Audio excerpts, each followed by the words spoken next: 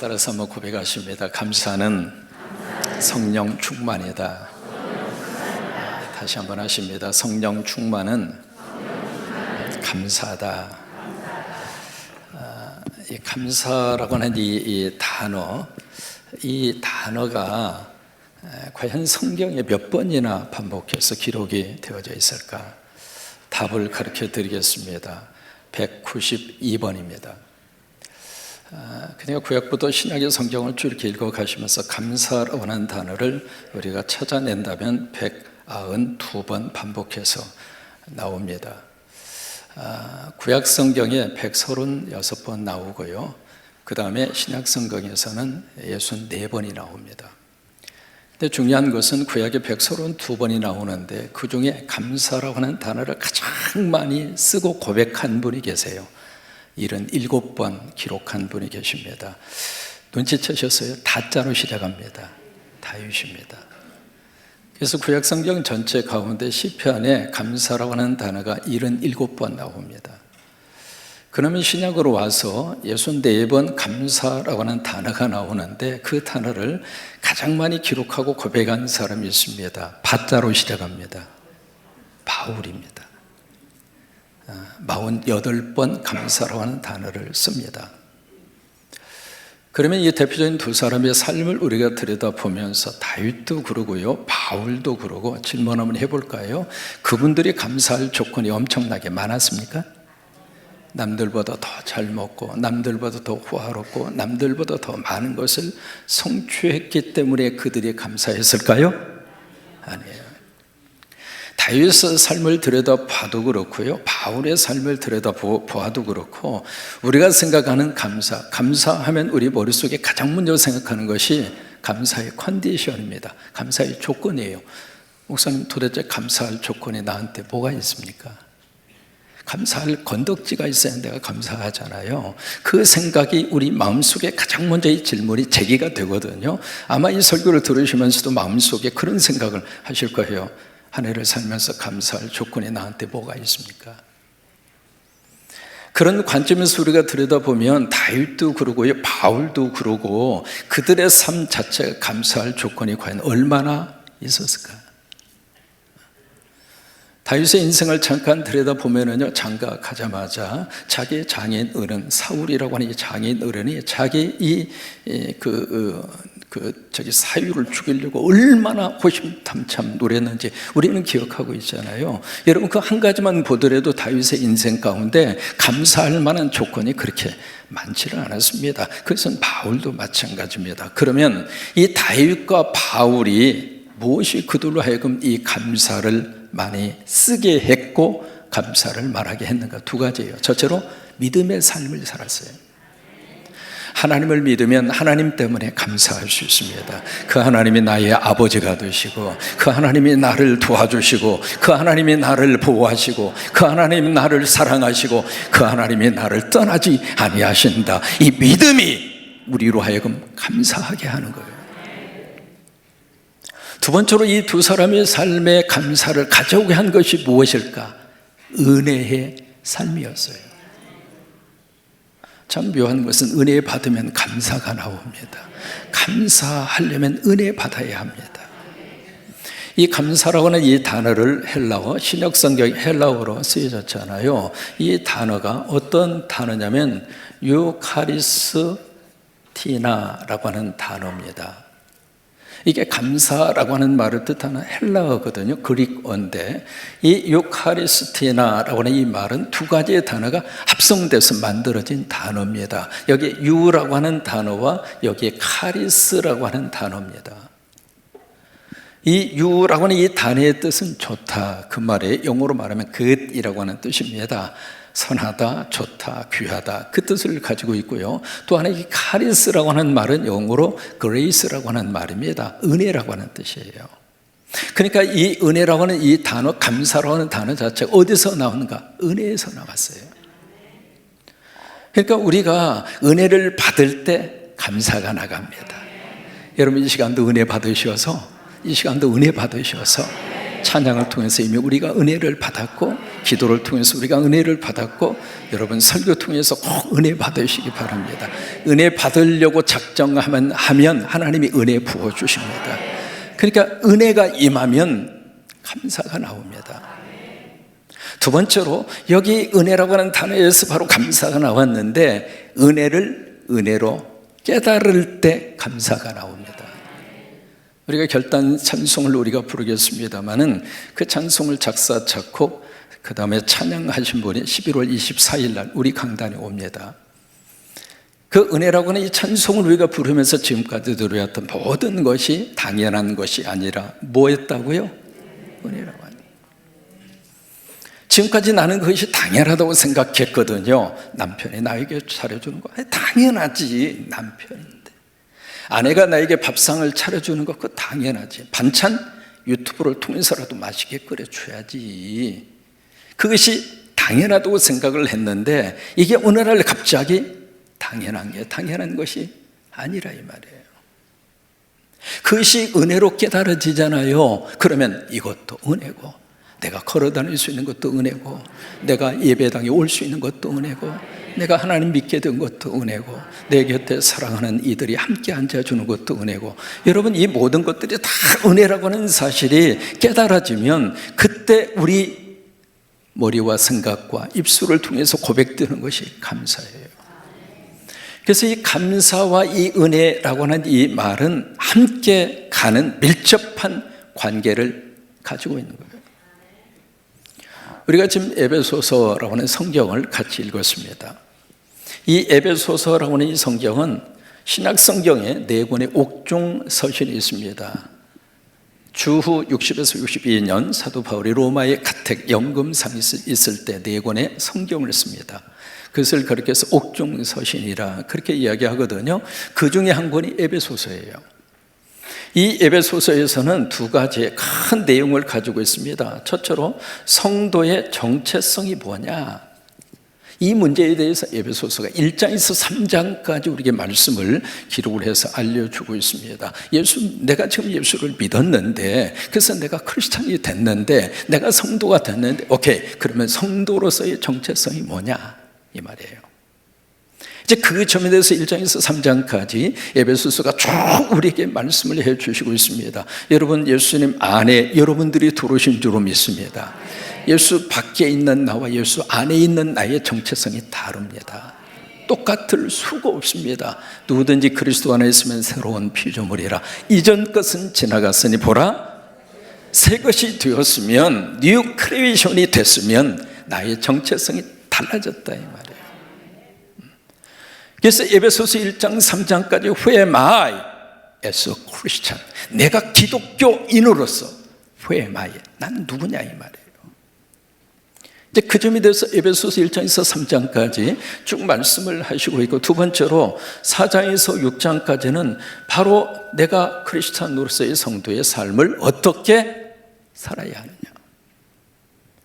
나의 정체성을 확인을 했다면, 나라고 하는 존재가 이런 존재라고 하는 사실을 내가 확인했다면, 그렇다면 난 예수 믿는 사람으로서 어떻게 살아야 할 것인가, 성도의 삶에 대한 부분을 4장에서 6장까지 우리에게 말씀을 해 주시는 것이 에베소서입니다.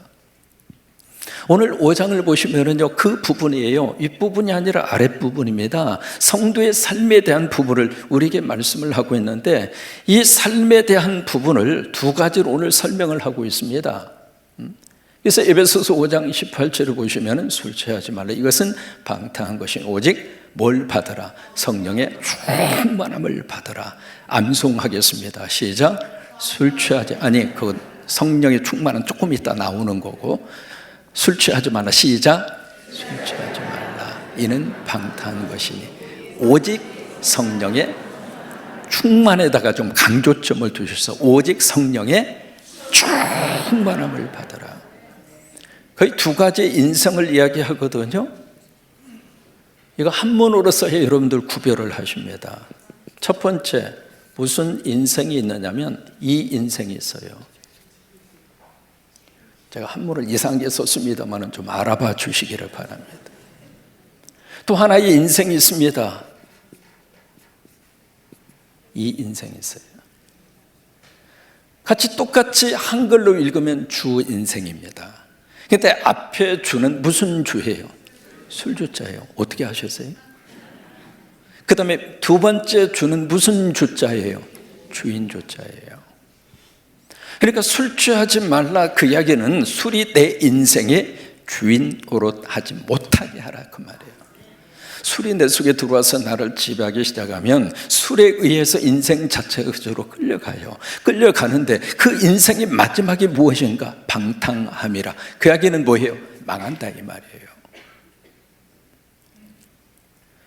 여러분, 술이 내 속에 들어와서 점령하기 시작하면 술에 의해서 평생을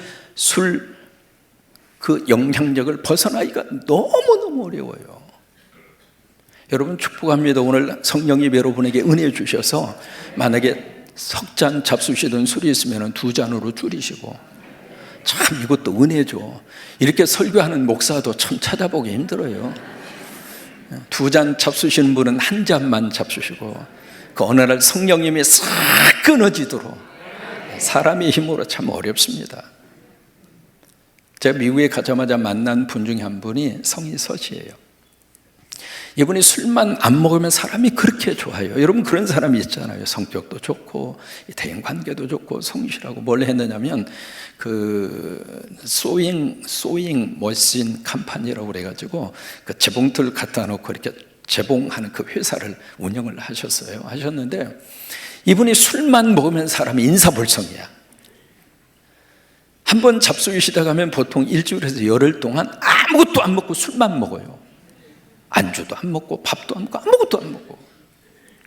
그래서 술에 사람이 취하면은 이 사람이 어떻게 이렇게 180도로 사람이 달라지나 싶을 정도로 그렇게 이분이 이제 사는데, 주변에서 그렇게 관여하고 그렇게 만류해도 안 들어요. 어느 날 갑자기 연락이 왔습니다. 목사님, 저 병원에 입원했습니다. 왜요? 터졌어요. 그러는 거예요. 그래서 이제 제가 있었던 그 동네 UCLA 하버 메디컬 센터라고 그 병원에 막 달려가서 보니까 이번에 콩팥이 터져버린 거예요. 하도 술을 많이 잡수셔가지고. 이 터졌는데 저는 사람이 몸이 그렇게까지 부어있는 것을 처음 봤습니다. 온 몸이 완전히 어떻게 표현할 수 없을 정도로. 손을 다 잡고 어떻게 하다 이렇게 터질 정도가 됐느냐고. 그랬더니 의식이 조금 있어서 딱 하는 말이, 목사님 오셨어요? 그러더라고. 나 참 목사라고. 내가 기도할 테니까 하나님이 도와주실 것이고 여기서 하나님이 고쳐주시기를 바란다고. 제 손을 꽉 잡더니 그때 했던 말 내가 지금도 잊지 못합니다. 강대성에서 미안합니다마는 내가 다시는 술을 입에다 대면 개자식입니다. 그래서 이제 그분 손을 꼭 붙잡고 개자식 되지 말고 하나님의 자식 되라고. 그리고는 이제 간절히 기도했어요. 하나님 다시 한번 용서해 주시고 도와주셔서 깨끗이 고쳐달라고. 그분 치유 받았을까요? 안 받았을까요? 여러분, 기도하면 하나님이 도와주세요. 한 달 만에 퇴원했습니다. 퇴원을 해서 앞에서 이제 예배 인도를 하고 있는데 문이 삐끗이 열리더니 예배 시작 10분 된 다음에 그 사람이 들어왔어요. 그래서 내 예배 인도하다가 할렐루야, 이제 개자식이 아니라 하나님 자식이 되겠구나 그러면서 열심히 설교하고 예배 인도하고, 그러고 나서 그때부터 결심하고 신앙생활을 딱 시작하셨는데, 술 먹었을까요? 또 안 먹었을까요? 어떻게 하세요? 참 어렵습니다. 결국 그 술 때문에 젊은 나이에 세상 떠났습니다. 여러분, 두 가지 인생 가운데 하나입니다. 술의 지배를 받으면서 우리가 살 것인가, 아니면은 우리가 여기에 이 주님이 누구예요? 하나님이고, 또 하나 예수 그리스도이고, 또 하나 성령님이세요. 성령님이 내 삶의 주인이 되어주셔서 성령님이 내 가정을 이끌어가고, 성령님이 우리 자식들 속에 들어와서 우리 자식들의 미래를 성령님이 이끌어가시고, 성령님이 우리 가정에 들어오셔서 우리 가정을 성령님이 이끌어가시고. 여러분, 이게 주님이 주인 되시는 주 인생이라 이 말이에요. 그 주님이 주인 되시는 그 인생을 오늘 뭐라고 말씀을 하시고 있는가? 오직 뭘 받으라? 성령 어떤 거? 충만을 받으라. 충만. 이 충만이라고 하는 단어 성경에서 몇 번이나 반복해서 나올까? 74번. 74번 충만이라고 하는 단어가 성경에 계속 반복이 되는데, 충만이라고 하는 단어를 가장 많이 반복해서 쓰고 있는 성경 2권이 있습니다. 첫째는 사도행전. 사도행전에 충만이라고 하는 단어가 12번 나옵니다. 그 다음에 에베소서입니다. 에베소서에 충만이라고 하는 단어가 5번 나옵니다. 이 충만이라고 하는 것은 여러분 꼭 기억하시기 바랍니다. 여기 지금 컵에 물이 담겨져 있는데 충만해요? 충만하지 않아요? 안 충만하죠. 왜요? 안 채워졌잖아요. 자, 그러면 이 컵에 물이 꽉 들어차 있으면 충만합니까? 충만하기 직전입니다. 충만이라고 하는 것은 이 컵에 물이 담겨지고 담겨져서 더 이상 담겨질 수 없어서 넘친 상태, 그게 충만이에요. 그러니까 충만이라는 것은 내가 충만합니다 말할 필요가 없습니다. 왜? 이미 충만하다고 하는 것이 겉으로 드러나게 돼 있어요. 이 충만한 상태를 우리에게 잘 표현해 주고 있는 성경이 시편 23편이에요. 여호와는 나의 목자시니 내게 부족함이 없습니다. 그런데 5절 말씀에 바로 악인의 목전에서, 원수의 목전에서 내 머리에 기름을 바르시고 내 상에 잔치상을 벌려주시니, 그 다음이 중요합니다. 내 잔이, 그게 충만이에요. 여러분 예수 이름 안에서 그렇게 되시기를 축복합니다. 그냥 채우는 상태로 끝나는 것이 아니라 채워져서 더 이상 내가 어떻게 할 수 없는 상태까지 하나님이 부어주셔서, 하나님이 부어주셔서, 하나님이 부어주셔서. 여러분 만약에 이 컵에 나쁜 공기가 가득 차 있습니다. 그러면 이 나쁜 공기를 어떻게 우리가 빼낼 수 있을까요? 몇 가지 방법이 있겠죠. 이 컵에다가 진공 상태로 해서 파이프로 하든지 뭘로 하든지 딱 밀봉을 해서 여기 있는 나쁜 공기를 펌프질을 하든지 어떻게 하든지 그렇게 하면 빠져나오겠죠. 그런데 그보다도 더 손쉬운 방법이 있어요. 바로 이 컵에다가 또 다른 내용물을 채우면 돼요. 그러면 이 안에 있는 나쁜 것들이 밖으로 나올 수밖에 없어요. 우리 안에 하나님의 영으로 채우면 내 안에 있는 나쁜 것이 나온다 이 말이에요. 다른 것으로 내 마음에 있는 나쁜 것을 빼내고 싶은데 빼낼 능력도 없고 빼낼 방법도 모르고 빼낼 수도 없고. 그래서 이게 참 묘한 것이 성령의 충만입니다. 처음에 물을 컵에다가 부으면, 자 보실까요? 컵이 물 속에 있습니까? 물 안에 컵이 있습니까? 네, 너무 어려워요? 다시 말씀드릴게요. 컵에다가 물을 부었어요. 컵 안에 물이 있어요? 물 속에 컵이 있어요? 네, 이해가 되시죠? 그러면 여기다 물을 계속 부으면 이제는 컵 안에 물이 있어요? 물 안에 컵이 있어요? 이해가 되시죠? 성령의 역사가 같은 거예요. 맨 처음에 성령님이 들어오시면 내 안에 성령님이 계세요. 그 성령님이 이 시간 여러분을 예배의 자리로 이끌어 오신 거예요. 그런데 이 성령이 부어지고 또 부어지면 성령 안에 내가 있는 거예요. 바꿔집니다. 주도권이 바뀌어져요. 주인이 달라진다 이 말이에요. 그래서 이게 오직 성령의 충만함을, 그 다음에 어떤 단어를 쓰고 있느냐면 받으라 라고 하는 단어를 쓰고 있습니다. 성령의 충만함을 받으라. 영어로는 그렇게 되어 있습니다. Be filled with the Holy Spirit. 성령으로 가득히 채워라. fill이라고 하는 것은 우리가 그런 표현 쓰잖아요. 만땅코, 만땅코 그런 이야기 하잖아요. 그 만땅 그 이상을 fill이라고 그래요.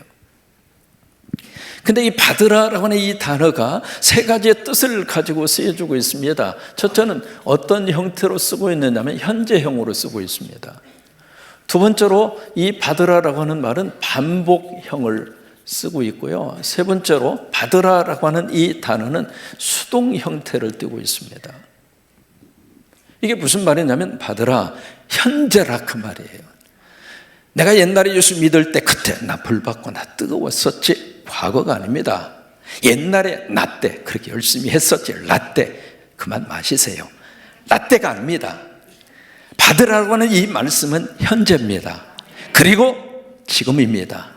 그리고 여기에서. 내일 모레가 아닙니다. 어제가 아닙니다. 이 시간에 여러분 성령으로 충만하세요. 여기서 성령으로 충만하세요. 주님, 오늘 예배 가운데 내 안에 성령으로 충만하게 하옵소서. 두 번째는 반복입니다. 어제 받았으니까 끝나는 사건이 일회성의 사건이 아니라 성령의 충만함을 받고 또 받고 또 받고 또 받고. 이게 베드로의 케이스를 보면 그대로 성경에 드러나 있어요. 사도행전 2장 4절에 마가의 다락방에 거기에 모여져 있었던 120명이 모두가 다 성령의 충만함을 받아요. 그 자리에 베드로가 있었습니다. 근데 4장으로 가서 보시면은요, 거기에 또 한 구절의 말씀이 4장에 그렇게 기록이 되어져서 나오는데 거기에 베드로가 성령이 어떻게 해서, 아니 2장이 성령 충만 받았는데 4장에서 또 무슨 성령 충만입니까? 반복이다 이 말이에요. 마치 이스라엘 백성들이 광야의 삶을 40년을 사는데 광야에서 그들이 뭘 먹고 살았어요? 만나 먹고 살았어요. 그 만나는 스스로가 걷어낸 거예요? 스스로가 노력해서 생산해서 만들어낸 생산품이에요? 아니면 하나님이 공급한 먹거리였습니까? 1, 2년이 아니라 몇 년간? 40년. 근데 그 만나를 언제 주셨는가? 우리는 기억하고 있습니까? 새벽, 낮 12시, 그 다음에 퇴근 시간 5시. 여러분, 하나, 둘, 세 개 중에 몇 번이에요? 새벽이에요. 출애굽기 16장에 가서 보시면은요, 이 만나가 이 태양이 떠서 대낮이 되면 다 쓰러졌더라. 쓰러졌다는 이야기는 녹아버렸다 그 말이에요. 만나가 딱딱한 건데, 그래서 그 튀김도 해 먹고 과자도 만들어 먹고, 그렇게 딱딱한 건데 이 만나가 어떻게 햇볕이 떴다고 순간적으로 아이스크림처럼 녹아버립니까? 그러니까 이 만나를 먹으려면 언제 일어나야 돼요? 새벽에 일어나야 돼요. 그래서 우리 내일 새벽 기도 총진군할 거예요. 이 새벽에 일어나야 하나님이 그 하루에 먹거리를 하나님이 제공했다 그 말이에요. 그러니까 이 성령 충만도 매일 먹어야 돼요. 만나 한번 가서 6개월치 한꺼번에 거둬들인 거 아닙니다. 성령 충만도 마찬가지예요. 세 번째로 이 받아라라고 하는 말은 수동형입니다. 그래서 be filled라고 하는 단어를 쓰고 있거든요. 내가 채우는 것이 아니라 누군가가 채워주는 거예요. 그러면 성령 충만 받으면 어떤 역사가 나타나는가? 두 가지의 역사가 나타나요. 첫째로 입술의 열매가 나타납니다. 입술의 열매는 두 가지 형태로 또 나타나는, 첫째, 말이 달라집니다. 이게 성령 충만 받은 사람의 첫 번째 현상입니다. 언어가 달라져요. 사도행전 2장의 마가의 다락방에 불같은 성령의 역사가 임한 다음에 그들의 입을 통해서 터져나온 언어가 있습니다. 방언이었습니다. 말이 달라졌다 이 말이에요. 성령으로 충만하면 그 입술을 통해서 살맛 나는 말이 쏟아집니다. 상대를 격려하고 상대를 위로해주고 상대를 인정해주고. 아니 20년 만에 처음으로 딱 만났는데 첫 번째 하는 말이, 목사님 왜 이렇게 늙으셨어요? 그렇게 말하는 본인은 봤더니 이제 금방 내일 죽을 것 같았어요. 근데 차마 내 그 말은 안 했어요. 뭐처럼만 이렇게 만났는데 첫 번째 딱 하는 말이, 목사님 어디 아프세요? 아프면 어쩌려고? 이게 성령 받고 살리는 말을 좀 많이 하셨으면 좋겠어요. 가정 안에서 우리 자녀들도 마찬가지입니다. 막 이렇게 뭔가 하고 싶은, 화가 나서 감정이 조절이 안 돼서 하고 싶은 말이 있어도 순간적으로 야 이놈아 잘돼 처먹을 놈아, 말을 좀 바꾸시라고요. 못돼 처먹을 놈아 하지 말고 잘될 처먹을 놈아. 못돼도 장관짜리 하나는 해먹을 놈아. 얼마나 좋아요. 그러니까 성령으로 충만하면 우리 입술의 열매를 맺혀지게 되는데, 이게 사람이 많은 것을 먹으면서 삽니다마는 그 중에 하나가 우리가 말을 먹고 살아요. 부부의 관계 속에서도 나 당신 만나 행복하다고. 이 시간에 연습하겠습니다. 듣고 다 잊어버릴 것 같아서 연습해 집에 가서 하죠. 따라서 하십니다. 나 당신 만나 행복합니다.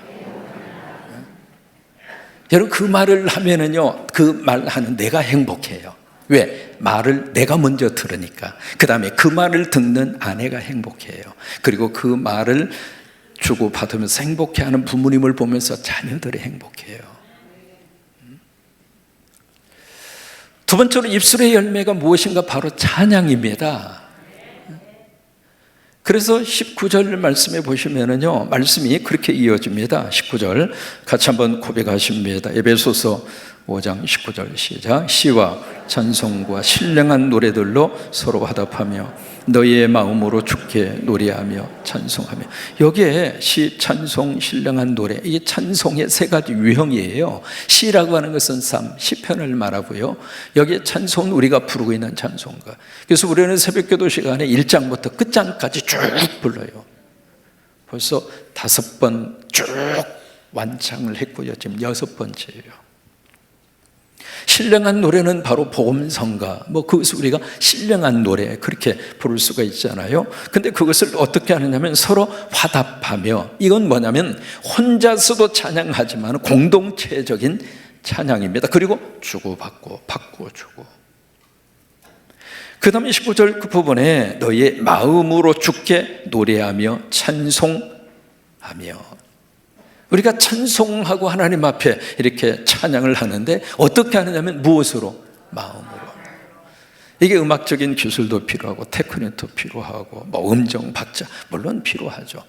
그것도 우리에게 중요합니다만 그것과 더불어서 더 하나님이 기뻐하는 것은 영에서 나오는 찬양, 가슴에서 나오는 찬양, 가슴에서 울려 퍼지는 가사, 이 가슴에서 울려 퍼지는 가슴에서 울려 퍼지는 우리의 귀한 그 악기의 연주. 여러분, 가슴에서 나오면 가슴까지 가요. 그게 감동입니다. 그러면서 20절 말씀에 그 다음에 성령으로 충만하면 어떤 역사가 나타나는가? 20절 같이 고백하십니다. 범사에 우리 주 예수 그리스도의 이름으로 항상 아버지 하나님께 감사하며. 여기 두 가지의 단어가 우리에게 참 도전이 됩니다. 범사에 그리고 항상이라고 하는 단어. 이 부분을 딱 갖다 어느 쪽으로 말씀이 이어지느냐면 데살로니가전서 5장 16절에 18절이에요. 여러분 너무 잘 아시는 말씀이잖아요. 항상 기뻐하라, 쉬지 말고 기도해라, 범사에 감사하라. 이것이 그리스도 예수 안에서 누구를 향하신, 구체적으로 누구를 향하신, 나를 향하신 하나님의 뜻이니라. 아멘입니까? 여러분 아멘은 하셨어요? 진짜 아멘이냐고요? 자, 여러분 항상 기뻐하고 살고 있어요? 차라리 이것을 거꾸로 뒤집어서 항상 인상 쓰고 살아라. 그 말씀 앞에는 내가 아멘할 수 있는데 항상 기뻐하라. 그냥 기뻐하라가 아닙니다. 그 앞에 거기에 부사가 붙어 있어요. Always rejoice. 나는 항상 기뻐하고 있는 거예요. 아멘 하셨으면 아멘 하신 대로 좀 살았으면 좋겠어요. 기뻐할 수 없는 속에서도 내가 기쁨을 쫓았고, 웃을 수 없는데 그 자리에서 내가 한번 웃고. 앞에 이렇게 서서 보면은요, 참 여러분들은 저만 보니까 잘 모르잖아요. 저는 보면 와, 세상에 오다가 부부싸움 하고 오신 분도 앉아 계시고, 인상을 팍 쓰고 계세요. 로댕에 생각하는 사람이 따로 없어. 앉아있는 그 자리가 로댕에 생각하는 사람이요. 이 세상의 모든 짐을 다 혼자 짊어지고 있는 것처럼 그런 상태로 앉아있는 분이 계셔요. 성령님이 우리를 도와주셔서 잃어버린 웃음을 다시 되찾으시고, 잃어버린 기쁨을 다시 되찾으시고. 두 번째가 쉬지 말고 기도하라. 기도하라, 아멘 할 수 있는데 쉬지 말고, 영어로 continually, 계속적으로 하라는 말인데 그 말 앞에 아멘? 여러분 아멘이 되십니까? 얼떨결에 하긴 하셨죠? 근데 이게 항상 이게 할 수 있겠느냐고, 쉬지 말고. 세 번째가 감사를 하는데 어떻게 감사해요? 범사에라고 하는 단어를 쓰고 있는데 이 단어가 영어로 in all circumstance, circumstance라고 하는 것은 상황을 말합니다. 그 앞에 all이라고 하는 말을 붙여서요, 모든 상황 속에서 give thanks to God, 하나님 앞에 감사를 올려라. 여러분, 우리가 그렇게 하고 있습니까? 그래서 이 말씀은 우리에게 도전이 돼요. 그리고 이 말씀은 우리에게 사실은 부담이에요. 차라리 이 말씀을 거꾸로 딱 돌려서 이게요, 항상 인상 써라, 항상 짜증을 내며 살아라, 그리고 쉬지 말고 비방을 해라, 그리고 범사에 불평을 해라. 이것은 너희를 향한 마귀의 뜻이니라.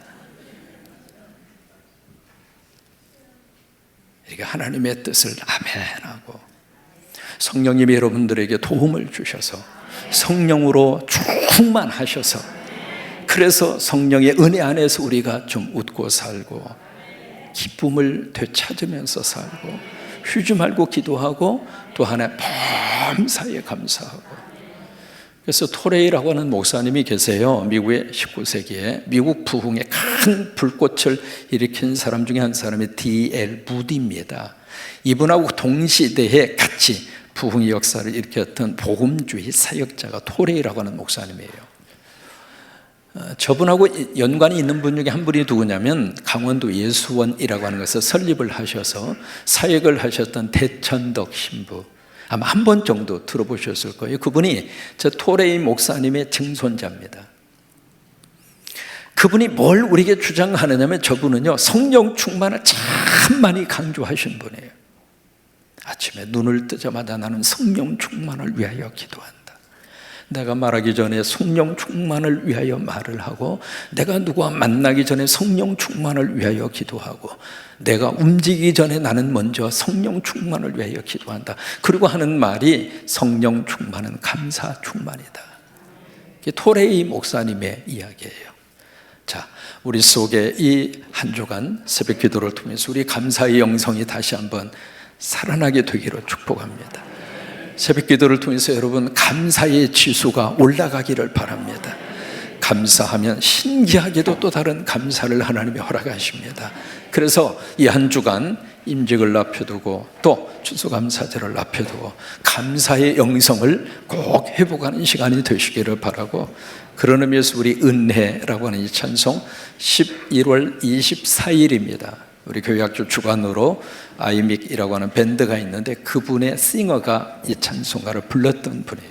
만드시고 불렀고, 많아요. 이분이 우리가 지금 즐겨 부르고 있는 찬송 가운데 행복이라고 하는 찬송도 있고 감사라고 하는 찬송도 있고. 그래서 11월 24일 여러분 다 카드 거기 초청장 다 끼어 있죠? 보시고 많은 분들 함께 오셔서 은혜의 시간이 되시기를 바라고, 같이 은혜라고 하는 찬송 같이 부르겠습니다.